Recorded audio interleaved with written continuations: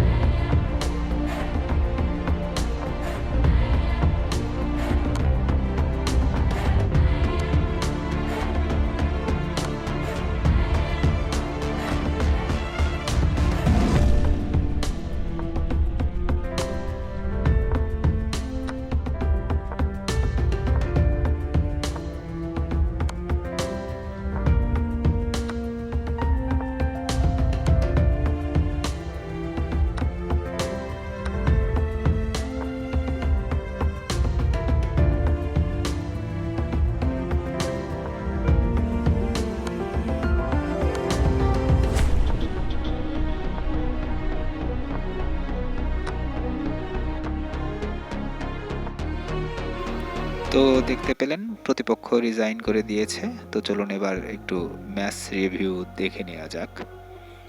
তো প্রথমত সে সাদা পিস নিয়ে পন E4 মুভের মাধ্যমে খেলাটি শুরু করেছিল। আমি পন E5 মুভ করেছিলাম।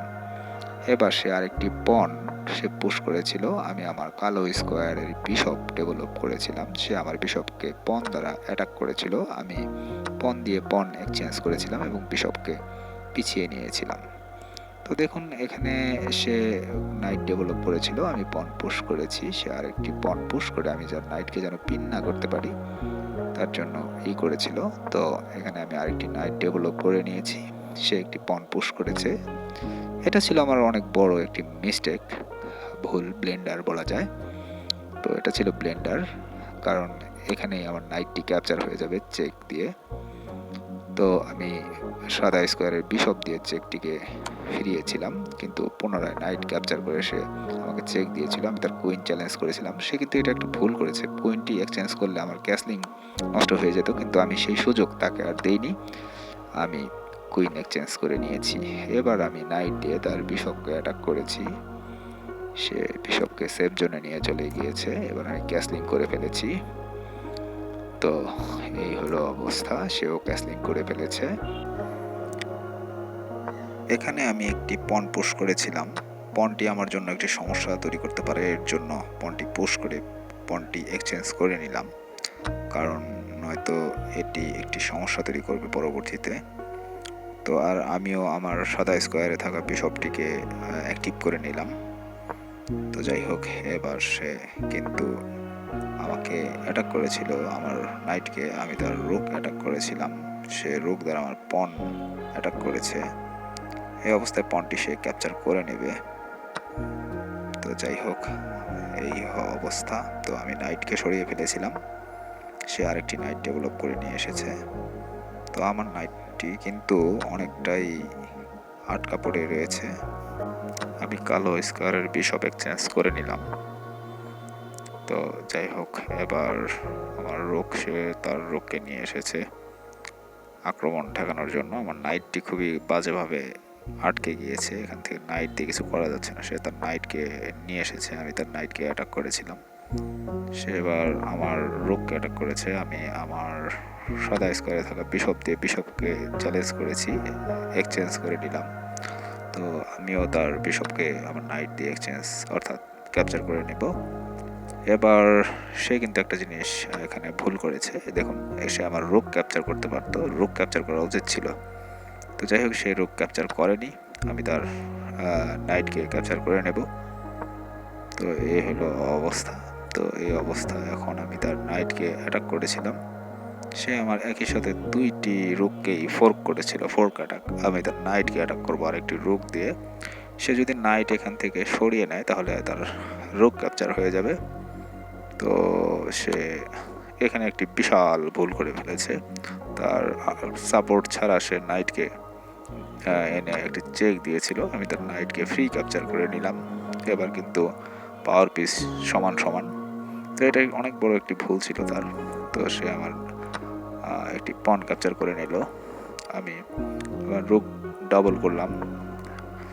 এটা ছিল তার আরেকটি ভুল, অনেক বড় ভুল। এবার কিন্তু কিং বেরিয়ে আসার কারণে কিং চেক খাবে, তো সরে গিয়েছে। এবার আবার ডাবল করব রুক।